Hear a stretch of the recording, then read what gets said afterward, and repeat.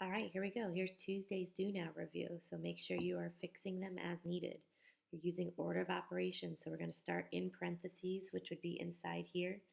20 plus 7 gives me 27.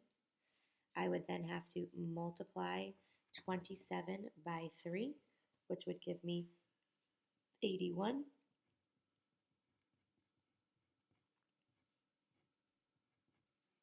So I now have 2.5 plus 81, which gives me 83.5. I then have to multiply it by the 4 on the outside, which gives me 334 as my final answer. Keep, change, flip.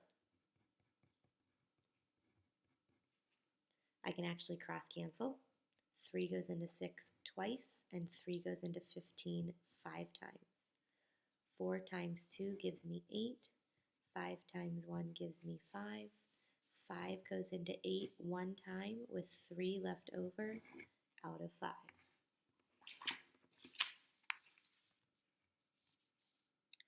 Number 3. You haven't actually learned this, but we have done it in class before. You're learning about it today in the next video. So this should give you a great heads up on what you're doing. So all you're doing is writing a positive or negative based on the situation. So if it went down 56, it would be a negative 56. A score of 3 means you gained 3 points, so it would be a positive.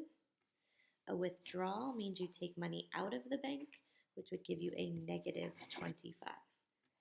Excuse me. Number 4. We talked about this maybe 2 weeks ago. Again, there he is. Okay. Absolute value of 12 is 12. The absolute value of negative 2 is 2. So 12 plus 2 gives me 14. Absolute value of 20 is 20. Absolute value of 4 is 4. 20 minus 4 is 16. Absolute value of negative 13 is 13.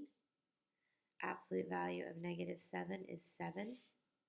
So 13 minus 7 is 6.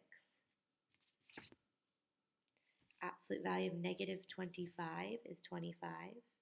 Absolute value of 8 is 8. So 25 plus 8 gives me 33.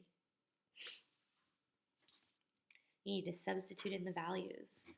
So the absolute value of k, if k is negative 6, minus the absolute value of m when m is negative 2. Absolute value of 6 is 6. Absolute value of 2 is 2. 6 minus 2 is 4. That's Tuesday. Move on to the next module, which will be the notes.